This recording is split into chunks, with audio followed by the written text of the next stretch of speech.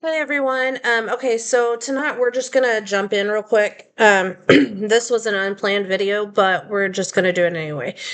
So 30 years ago today marks the disappearance and kidnapping and murder of Amber Hagerman.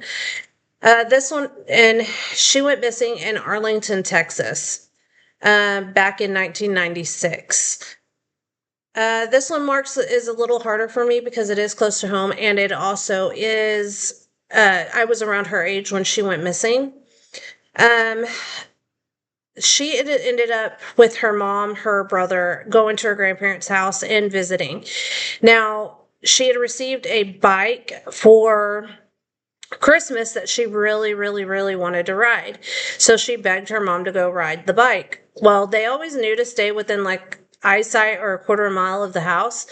And she decided she was going to ride a little further than she normally does.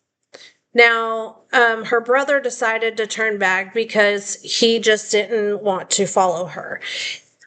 She ended up making it to an abandoned Winn-Dixie or a shutdown Winn-Dixie. And when she was riding her bike, a black truck pulled in and he jumped out of the vehicle and he grabs her. Now, there was an older man who was 78 at the time of her disappearance that saw this happen because he heard her scream. Now, he thought it was suspicious, so he immediately called the local police department. And keep in mind, he was a retired sheriff officer. So he kind of knew to make sure, like, he got the color of the truck and what the guy looked like, color, hair, whatever.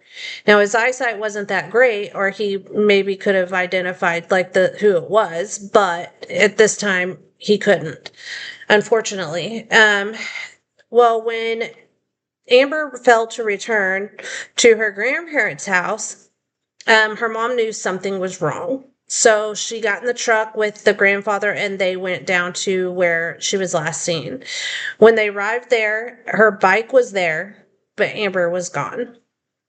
Now, this is really sad. To this day, they still have not found out who murdered Amber Hagerman.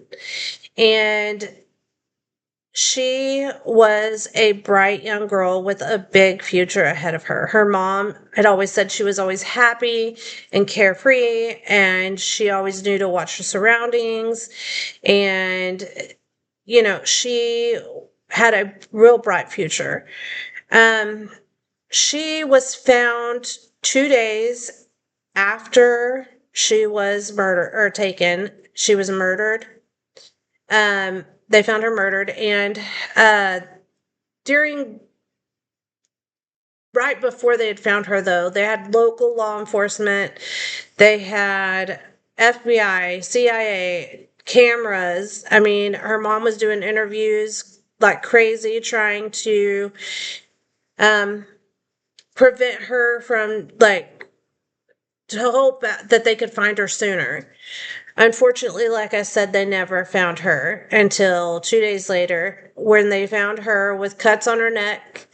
They found her nude, and they don't know, like the Emmy said that she suffered. She probably bled out within 2 days of whoever took her. They like, who does not know anything? How does, that's my question. To this day, whoever took her still hasn't been caught. They don't know, they have no new leads really. They want answers. I mean, everybody does that is surrounded around this area in like, this situation. But they did rule out like her dad, they ruled out her mom, they ruled out her grandparents, they ruled out anybody that was close to Amber. Um, but they still have been searching for answers to this day.